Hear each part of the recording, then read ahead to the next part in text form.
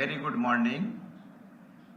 We are continuing with multiple linear regression. In this lecture, we will discuss model adequacy tests. You have seen up to last lecture that we introduced the regression equation. We have shown you that how to estimate the parameters, and we have given you the sampling distribution of parameter estimates as well as their confidence intervals. Today you will know collectively that whether the regression model is fit or not. This is known as goodness of fit, and today we discuss R square and adjusted R square. Hope you are enjoying the lecture. Let us go to the next slide. Today we will discuss multiple linear regression model adequacy tests. Model adequacy tests. Okay.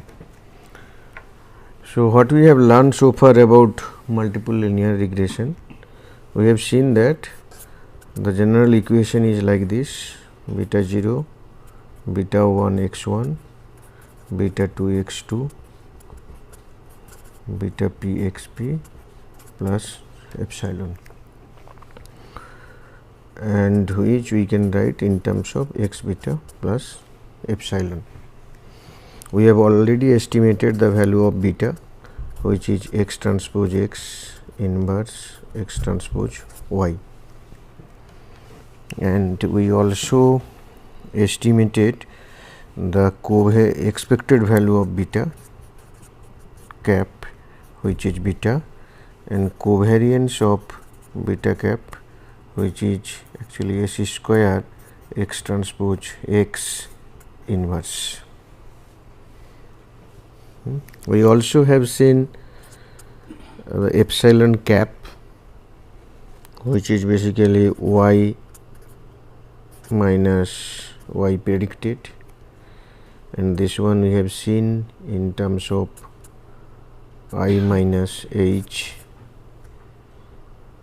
into y, and we also have seen expected value of epsilon cap is 0 and covariance of epsilon cap, that is s square into I minus h, where h is the hat matrix, which is x into x transpose x inverse x transpose.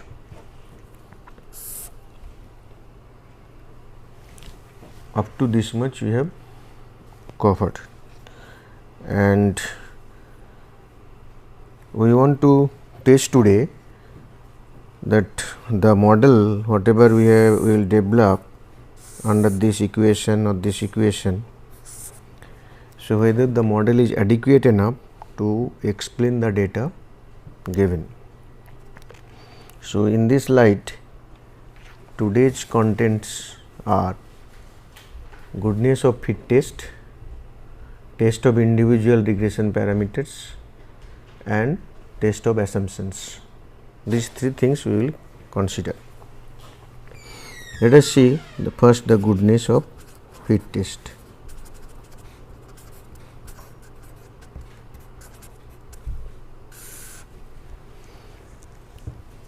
In goodness of fit test, we will use one statistics called R square, which is known as coefficient of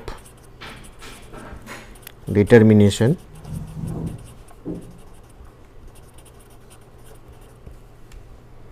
This will give us a ratio of explained variance, definitely variance of y, by unexplained by total variance, unexplained plus explained, by total variance of y. Okay. So that means, what you mean to say that y is having the y values, they vary from one to another, and there is variance of y which is s y square. S stands for the standard deviation, and related to y to the power square, that is the variance. Then the total variability in y, if we define like this, SST sum square total, that will be your n minus 1 s y square, where n is number of observations. Okay. So, this total variability will be decomposed into two parts: model explained variability plus unexplained variability. So, what we will be doing now, that SST can be decomposed into SSR, that R stands for regression, that is sum square regression, plus what is unexplained, that is sum square's error, and this one is the sum square total.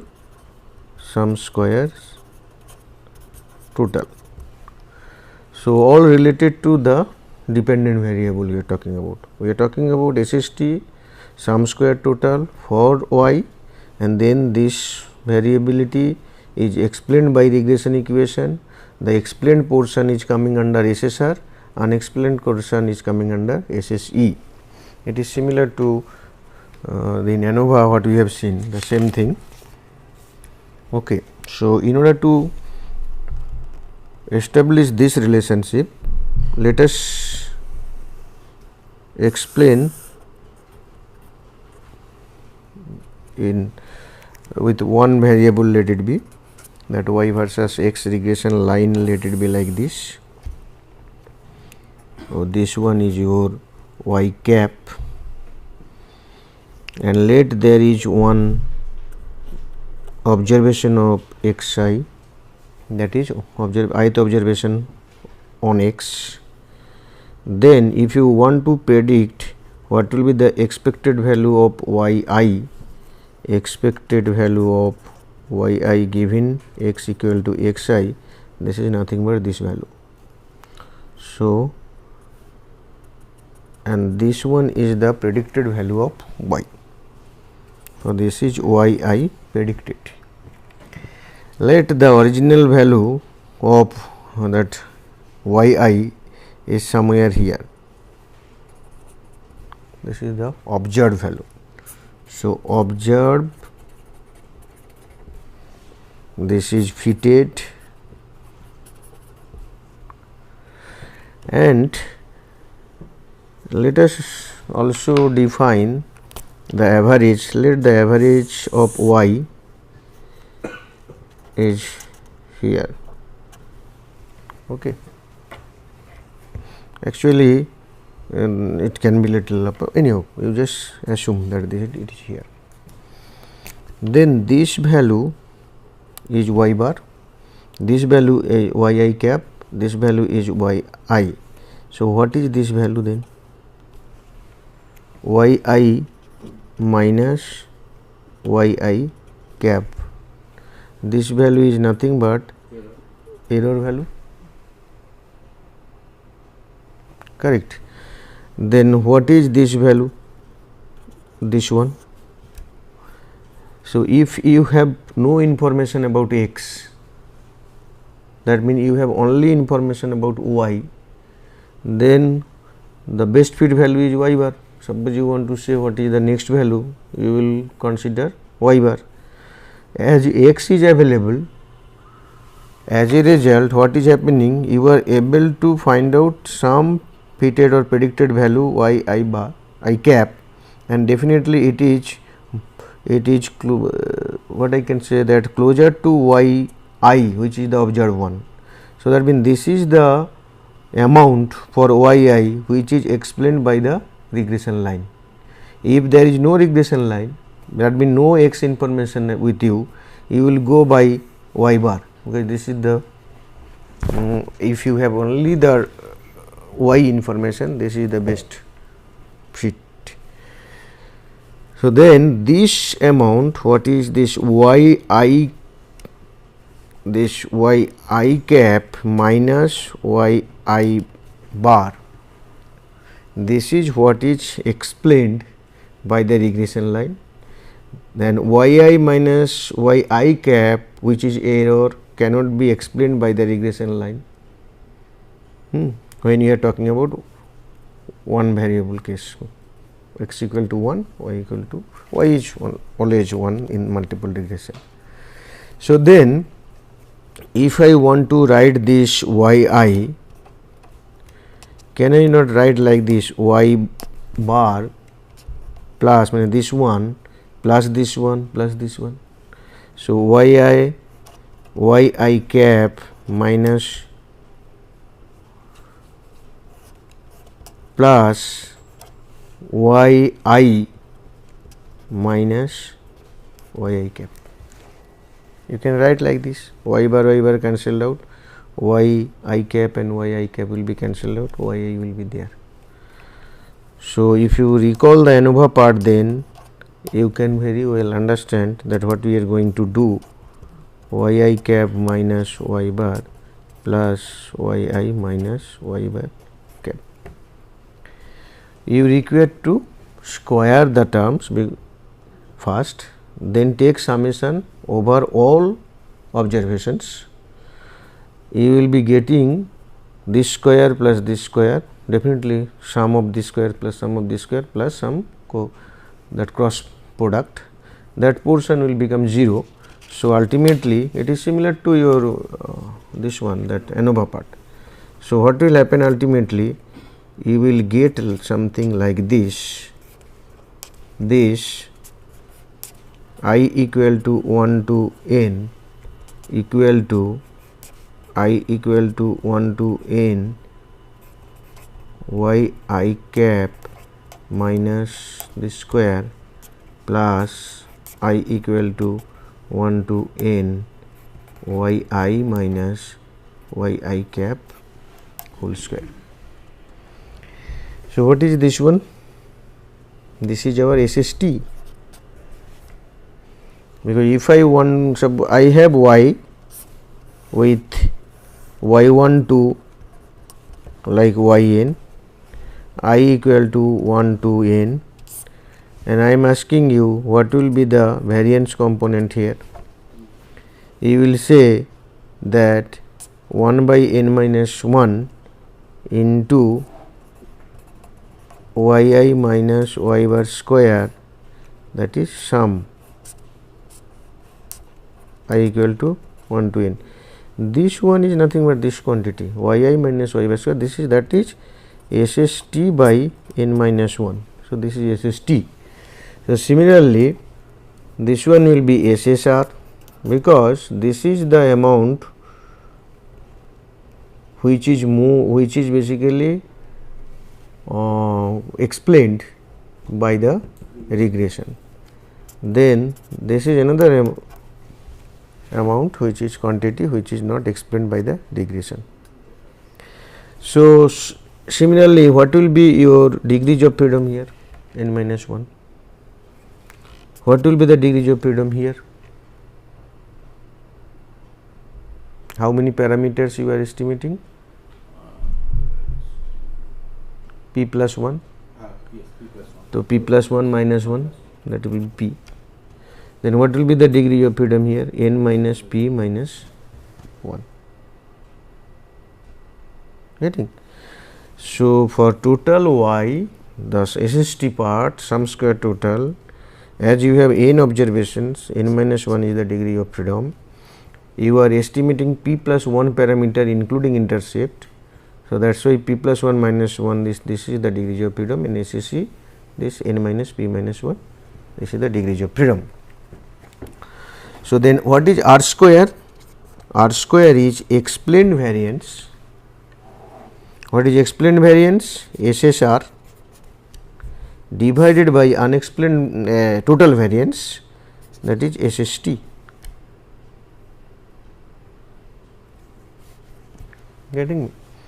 So, this r square value should be greater than equal to 0.90 for engineering application, or if you do experiments, laboratory experiments. But if you collect data from field, maybe less than 0.90 is also acceptable, because you are collecting data from field which is more more variable in nature, more dynamic, more volatile in nature. So, there what will happen, ultimately it will be very difficult to get r square equal to 0.9, you may get less, but even then you can go for, suppose for social sciences, social, administrative, management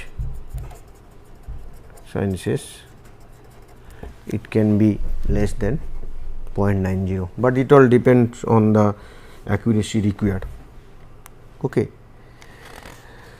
Now, in r square there is one problem. The problem is, if I write down r square little bit different way, that this is SSR by SST, which is SST minus SSE by SST, because this is quite obvious. So, 1 minus SSE by SST, correct. What is your SSE? In last class, I think last class only, I told you that SE square equal to SSE by n minus p minus 1. We have shown this one. So, instead of SSE, I will write SE square n minus p minus 1 divided by SST, I can write SY square into n minus 1. You see, SY square equal to SST by n minus 1. So, SST equal to SY square into n minus 1. So, you can write in this manner. Now, condition is like this, that n equal to p plus 1. What will be the value of r square? 1 minus AC square into n minus n, because n equal to p plus 1, divided by SY square n minus 1, this is 0. So, it is 1. So, this is the limiting condition. Basically, what will happen, if your number of observation is equal to number of parameter estimated, your r square will become 1, saturated. So, that means r square is sensitive to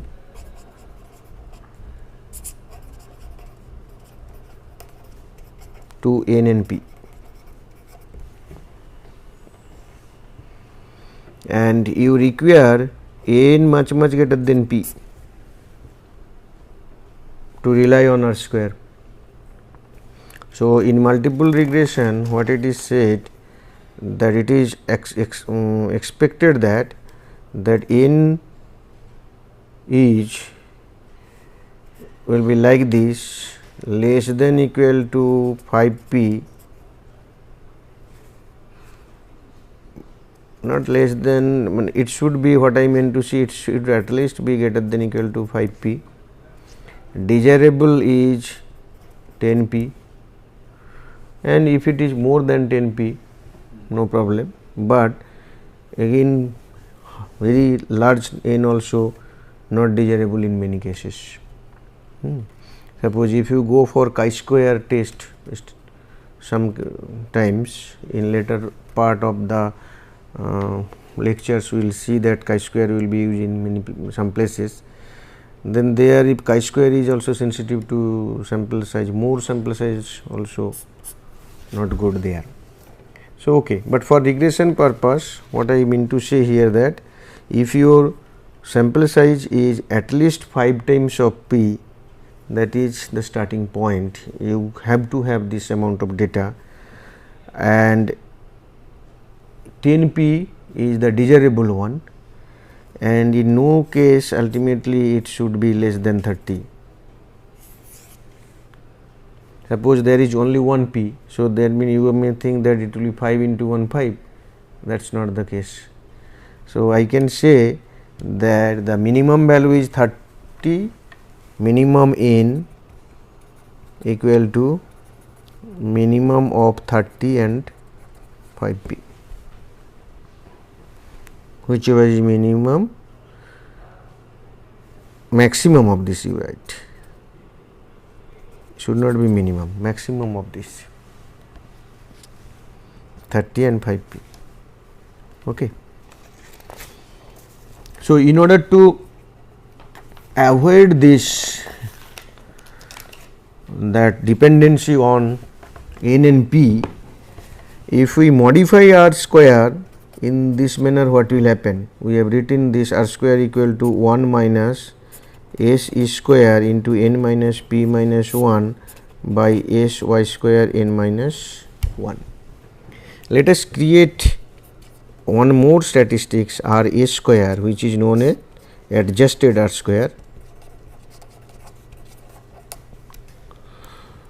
In this manner, this divided by s e by n minus p minus 1 and s t by n minus 1. That means the sum square error divided by its degrees of freedom, sum square total divided by its degrees of freedom. Then what will happen?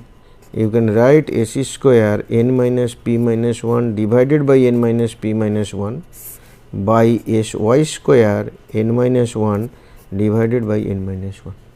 So, n minus p minus 1, n minus p minus 1 will cancelled, this also will be cancelled. So, it will be 1 minus s square by s y square. It is irrespective of sample size, it will give you a value, and this is r a square. So, adjusted r square, which is known as r a square. This is parsimonious measure. This is known as parsimonious fit measure in case of multiple regression. Okay.